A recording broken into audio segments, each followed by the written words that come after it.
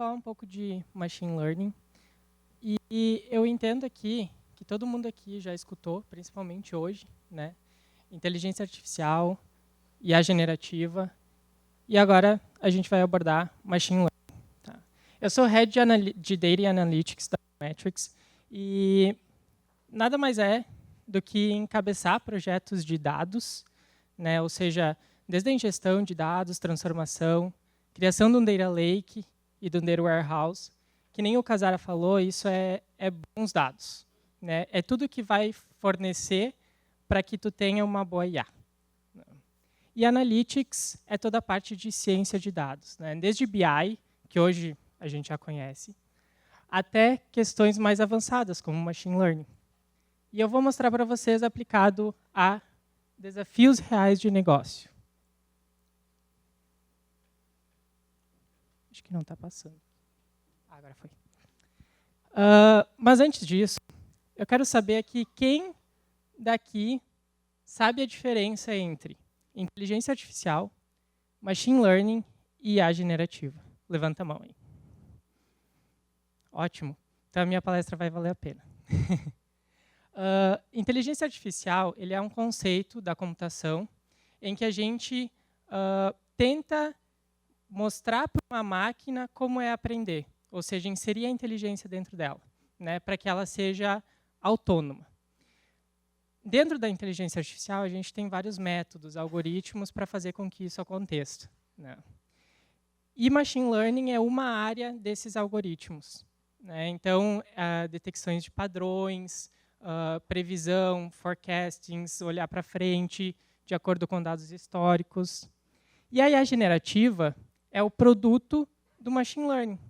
Por trás, aquele modelo que vocês estão conversando é um produto treinado através de métodos de Machine Learning, né? Voltado para problemas de linguagem. Por isso que a gente tem hoje os grandes modelos de linguagens. Então, hoje, eu quero mostrar para vocês outros problemas que não são de linguagem, mas que fornecem informações para que o chat com quem vocês estão conversando consiga olhar para frente, fazer classificações, prever valores futuros. E isso é feito através de agentes, como o Saf mencionou, e IA generativa. O primeiro caso que eu vou mostrar para vocês é o caso de otimização de concessão de crédito no mercado imobiliário. Tá? A gente tinha um cliente do mercado imobiliário em que ele fornecia crédito para que as pessoas pudessem comprar os apartamentos, né, unidades voltadas para residências. Então, eles tinham ali vários dados dos clientes.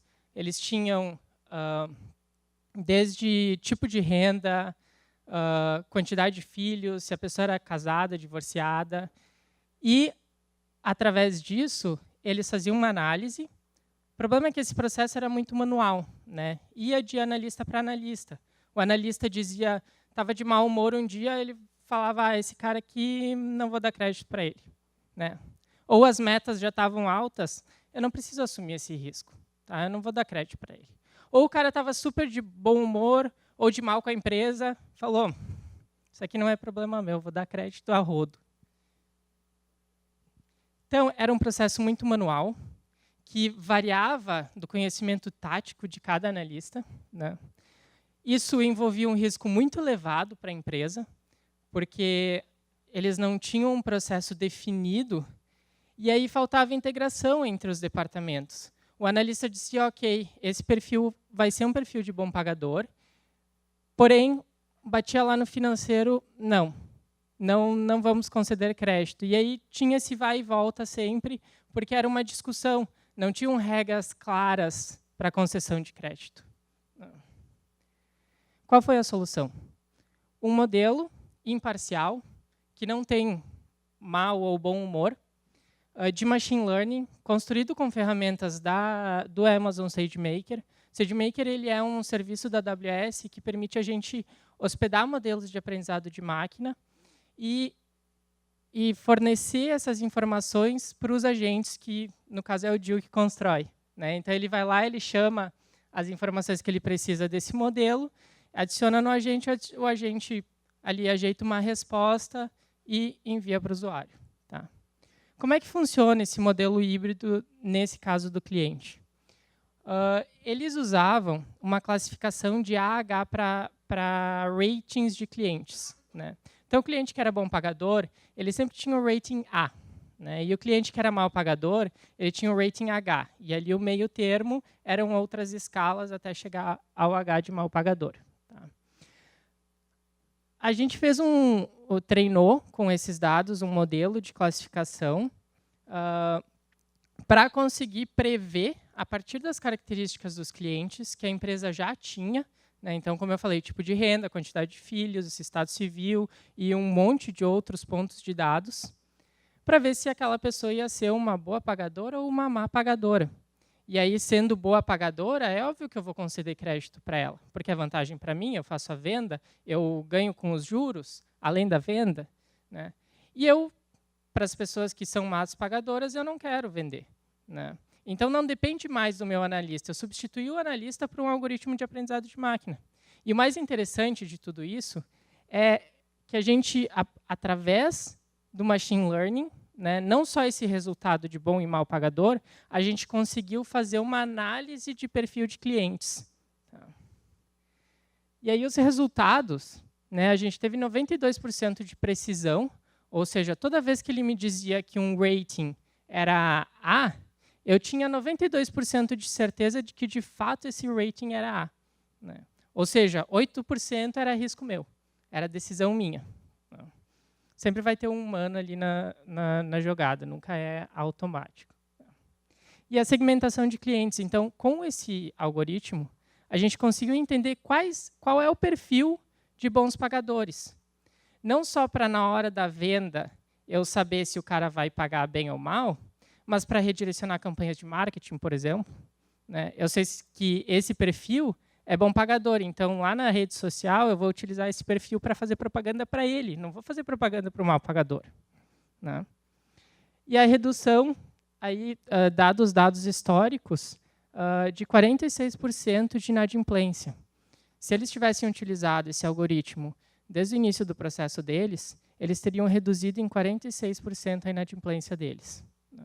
Hoje esse algoritmo está sendo analisado pelos analistas e logo mais vai entrar em produção ali para eles conseguirem treinar os modelos, fazer as análises. O segundo caso, ele é sobre detecção de fraudes financeiras. Né? Então vejam que aqui a inteligência artificial ela abrange tudo isso que a gente está falando, né? Mas a IA generativa ela não consegue classificar, ela não consegue me dizer se tal perfil de cliente é bom pagador.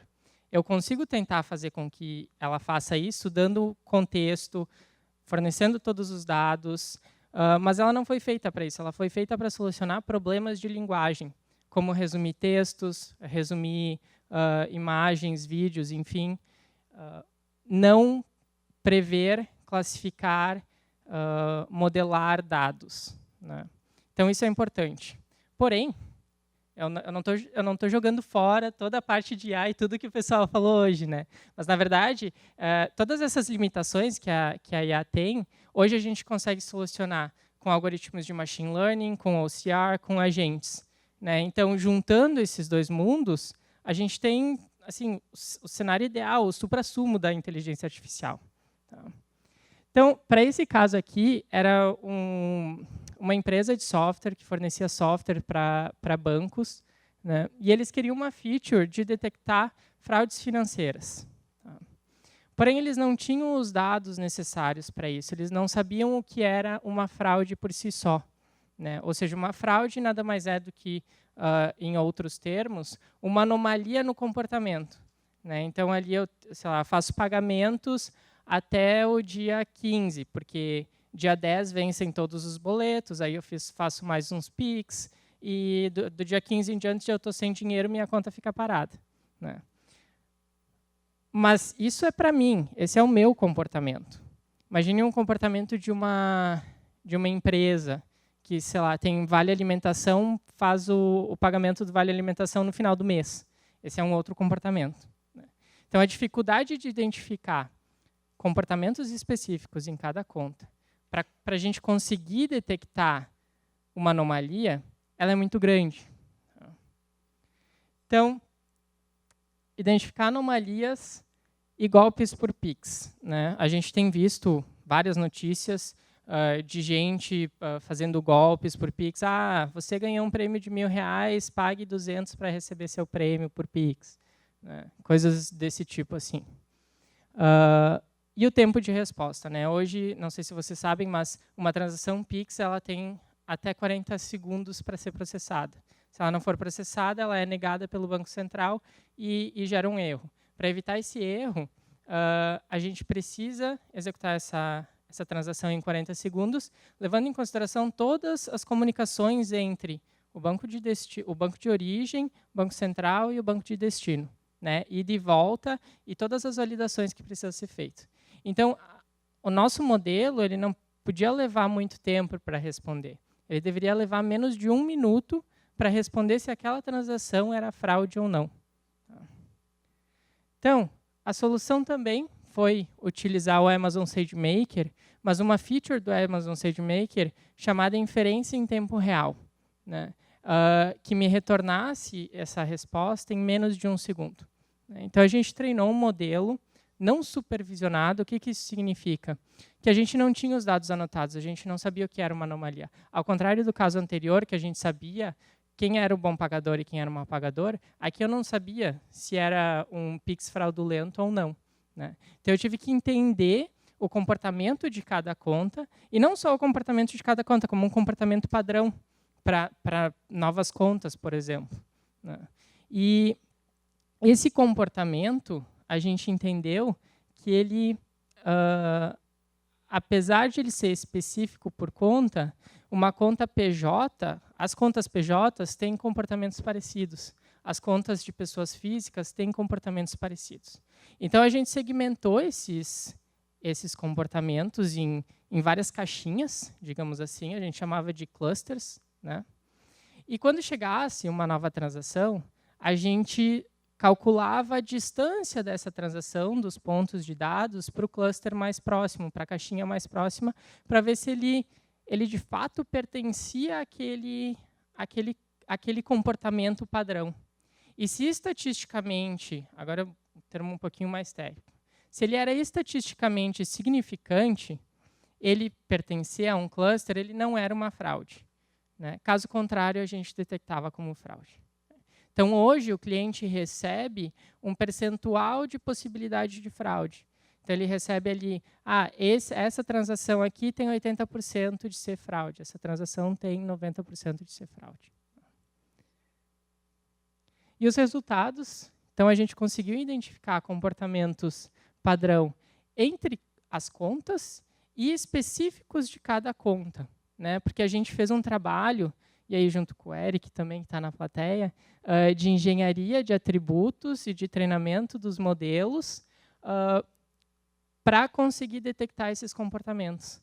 Né? Então, não é como o Gil ali usou um Markdown lá para dizer para a IA dele que aquilo lá era um título, aquilo lá era o corpo da notícia. A gente fez essa engenharia de atributos para dizer para o nosso modelo de aprendizado de máquina que o comportamento dessa conta é tal e que ele se difere das outras contas. Né? E, a partir disso, ele consegue entender os padrões e aí entender se alguma nova transação sai muito desse padrão. E esse sai muito estatisticamente falando. Né? Então, tudo é matemática. Alertas de fraude em tempo real. Então, hoje o cliente tem uma resposta em menos de 1 segundo se é fraude ou não. Né? E pelos dados históricos, teriam sido bloqueados 1,5 milhões de reais, né, por conta da fraude. E o terceiro caso, que o Saf comentou no início da nossa apresentação, que é a previsão de receita no mercado de capital americano, capital imobiliário americano. Né? Esse caso é super interessante porque ele envolve todas as áreas da nossa empresa. Ele envolve engenharia de dados, que a gente faz muito forte com esse cliente também. Envolve IA generativa e envolve machine learning. Ou seja, o cliente ele tem hoje um chat que ele pode fazer perguntas sobre os próprios dados, né?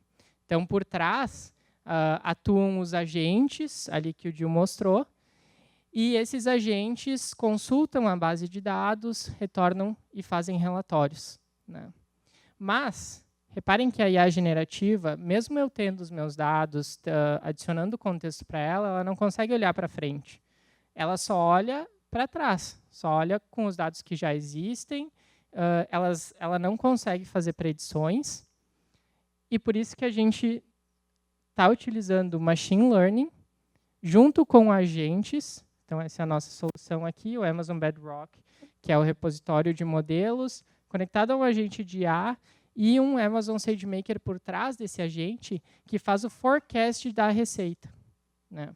Então, o gestor do fundo vai lá e pergunta: qual vai ser a minha receita das propriedades do fundo tal para os próximos 6 meses? Aí a IA entende que ela não tem esse dado e que ela precisa acionar o agente que vai acionar o meu modelo. Então, ele vai lá, o modelo responde com uma série temporal, do mês de agosto até os próximos 6 meses, a receita vai ser de tanto, né? E aí, com isso, ele consegue ter um planejamento mais ágil e mais acurado das informações, porque antes o analista, o gestor do fundo, ele tinha um conhecimento tácito, era a experiência dele, e ele via, historicamente, ou quando aconteceu a pandemia, eu tive uma redução de 10% na minha receita, né? Só que agora a gente tem um modelo imparcial, que só olha para os dados, né? Com previsão de 5% de margem de erro, para cima ou para baixo, né? Outro dia a gente estava mostrando essa solução para o cliente, ele estava fazendo um teste, e ele pediu para ele fazer uma predição ali de um mês que ele já sabia o dado, e o modelo errou assim por $500, $50, né?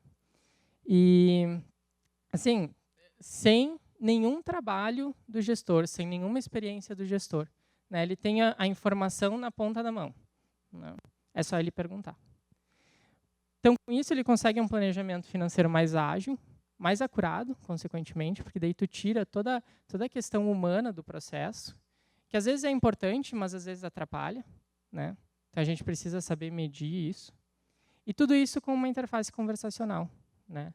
De perguntas e respostas. Você não precisa ser técnico ou ser um analista de dados para saber mexer num BI. É só saber fazer a pergunta certa, né? Que a IA faz todo o resto. E aqui eu queria encerrar com uma mensagem muito importante, que machine learning ele é um processo interativo, né?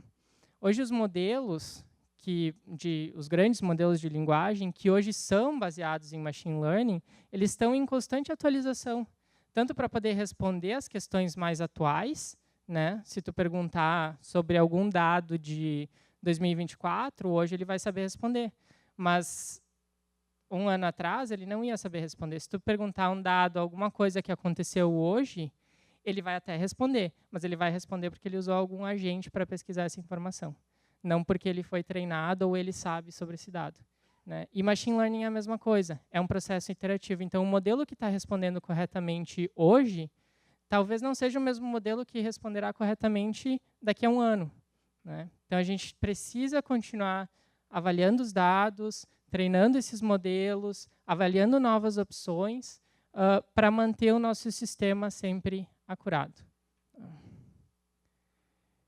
E é isso, gente.